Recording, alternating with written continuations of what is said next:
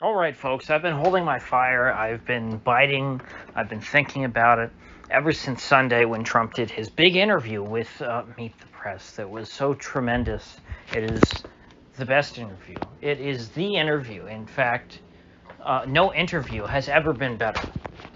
This is what we're told. But in this interview, Trump drops the pro-life shtick once and for all. He has now decided that he has gone, because remember, he used to be Mr. Pro-Choice. That was Trump, which made sense for his brand. He liked to have copious amounts of casual sex, and of course, there's always, the problem of human reproduction when that occurs. And so Trump had a pretty clear position on abortion until he started to run for president as a Republican in 2015, in which case he got in line and he said, we're all very pro-life. We love to save the babies. No baby killing. Yeah, and I will appoint justices that will overturn Roe v. Wade. That was his promise. And he followed through on that, even though a lot of people thought he was pretty disingenuous about being against abortion. And it's like, why would Donald Trump be against abortion? He has even less reason to be pro-life than Mitt Romney. And nobody believed Mitt Romney was pro-life. And for the record, Mitt Romney is still not pro-life. But anyway, despite all that, when Trump got into office, he appointed three Supreme Court justices. And last I recall, all three of them voted to overturn Roe versus Wade when it was eventually brought before the court. And so Trump will always get credit, or blame, perhaps, for being the president most responsible for the overturn of Roe v. Wade, which was a decision that never should have been made to begin with. It was a nonsensical decision. It was an anti-constitutional decision. It was completely made up out of thin air.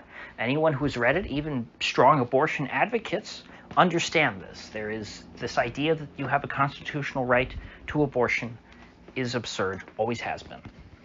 And so I guess you would put Trump in that camp. He is very much a pro-choice person who, I think if you asked him, he would probably say that overturning Roe was the right idea, if for no other reason than because it is something that he is responsible for. So he's taking a very nuanced position here. As the president, who is seen as, in effect, the most pro-life president, in the last 50 years, since the whole Roe debacle, since that that terrible era began in American history.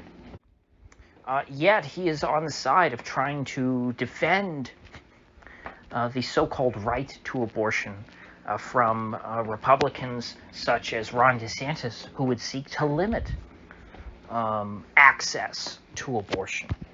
And Ron DeSantis is far from the most pro-life politician in America. In fact, there's a lot of red states that completely outlaw abortion. Imagine that. It's almost like that used to be the goal, or at least that used to be what, Republicans claim to stand for. And, let's be honest, like Trump, almost none of them actually believed in it. But we're supposed to hold Trump to a higher standard because, you see, he's not a politician.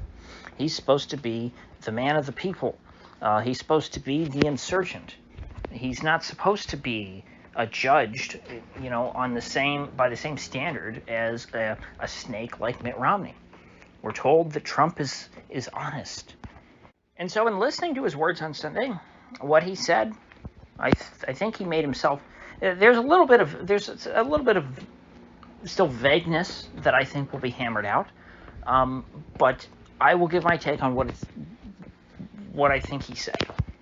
So he positions himself as sort of a neutral arbiter. He says, I want to cut a deal between the pro-life and pro-choice people. He says that he wants to come up with a deal and that everyone will be very satisfied with it because he is the best deal maker and he cuts the best deals. And he says there's a number. We have to come up with a number. And it's a number that everyone will agree on. And it's a number that will make everyone very happy, in which you cut off abortion. So at least he's being clear here. He's saying that the abortion question is a matter of, okay, when do you cut it off? Obviously, the pro-life position is you cut it off at 0 weeks. You don't have any abortions. So the number for the pro-life position is 0. The number for the pro-choice position is unlimited. because we, of course, I've heard now, they're pushing into the range of post-birth abortion, which basically means you can kill your kid at any point, whether they're in the womb or not, or maybe even if they're like 17 years old. So Trump is trying to reconcile those two positions, and he says, well, there's some number in the middle. They got to meet each other in the middle at some reasonable point in which we agree, okay, if they're this number of weeks, you can kill the baby. If it's older than that, you can't kill the baby. And since Trump is interested in negotiating this, presumably this will be some kind of federal law. And so he was asked directly by this NBC woman who no one will remember, let's be honest. She's an unimportant figure. She's not good at her job or anything. She asked him, if a 15-week abortion ban was put on your desk, would you sign it? And Trump says, 15 is a number that many people have brought up in the past. So he didn't reject the premise. What he did was he's saying, well, 15 is a number. He's not saying that it would be the number. He's saying he wants to negotiate the number. But the format here is pretty clear. He wants a federal law to set in all 50 states what the time frame is in which you can have an abortion. Presumably, this law would override states such as Alabama or Texas or I think Missouri, a bunch of other places that have already banned abortion entirely, and certainly any state such as Ohio or Florida that has banned abortion, sooner than 15 weeks. So there's many ways to look at this, as there often is with the abortion issue, because it's for some people it's rather complicated. Others, such as myself, I see the issue itself as being pretty simple. But the history, the positions, the politics has always been very complicated. And so what it sounds like to me on paper, and perhaps, knowing Trump, he's someone who vacillates between different positions. This could change later down the road. But for now, it sounds like his plan is to override all of the abortion bans in the red states and force red states once again, just as they did under Roe v. Wade, to perform abortions, to allow that to occur within their borders. Because when he was asked about the 5-week ban in Florida, for example, and Florida's not the most restrictive state on abortion. No, not at all. He said it's a terrible thing. It's awful. And so presumably he wants to do something about that. He thinks that position is too extreme. And as a deal maker, he knows if let's say you settled on the number 15, okay? Let's say that's a number that they would come to an agreement on, 15 weeks. The left is never going to agree to a 15-week number. Let's just say that they did. They would only do it under circumstances in which all 50 states had to abide by that number. Meaning, why is California going to cut off their abortions at 15 weeks? Why should they have to make a change when, let's say, Alabama or Mississippi or Arkansas, they don't have to make a change at all because they're already well below 15 weeks. They're at 0 weeks. Or in the case of Florida, Ohio, they're at 5 weeks. Under a 15-week, ban, it would be pretty much all blue states that would be having to make accommodations. And so it would be a net win for the right. And Trump's not talking about that. Trump is talking about a negotiated settlement, something that would make both sides happy. Something that would make Californians and New Yorkers happy is if Alabama and Mississippi are forced to perform abortions within their states.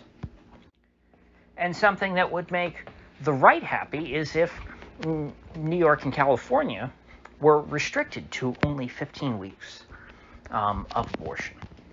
And so in effect, even though it would be setting a limit, Trump would be, what's that phrase that the people like AOC were using?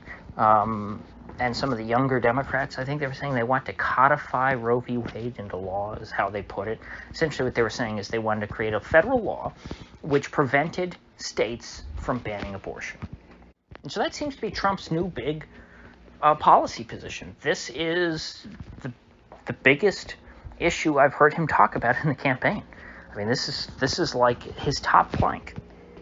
It's the issue that people are most passionate about that will get him the most amount of attention and will generate the most controversy. And from what I've seen on Twitter, Trump supporters are all for it. So I guess the Republicans are just now the pro-choice party. So with that said, how is this going to affect him electorally? What I've been hearing from Trump supporters, including intelligent ones that I respect, not just randos on Twitter, for months now, is that ever since 2022, they're saying, oh, what killed the Republicans was Roe v. Wade being overturned. That's the worst thing that ever happened for the Republican Party, and so we need, essentially, to go back to be pro-choice. Throw all the pro-life people under the bus. They're not good enough.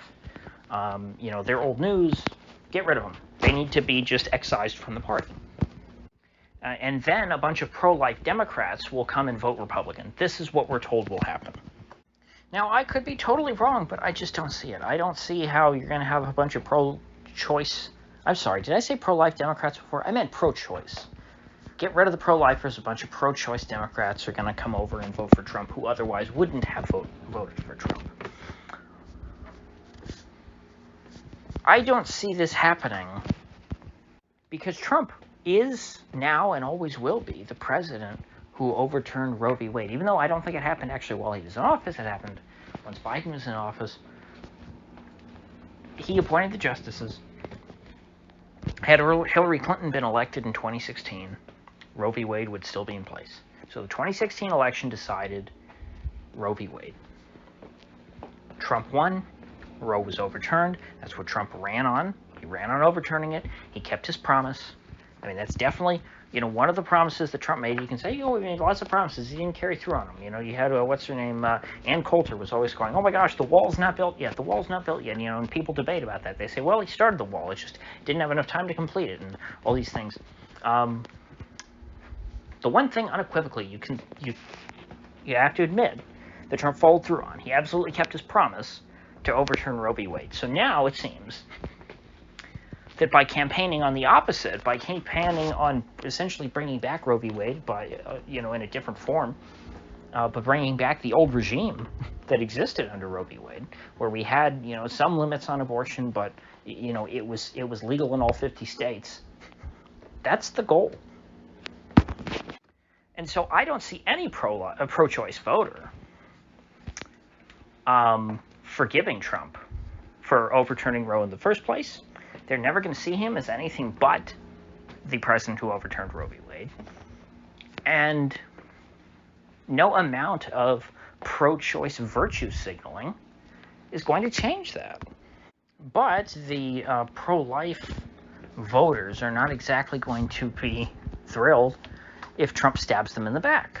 And if he makes it clear throughout the whole campaign, because it's going to be a long campaign,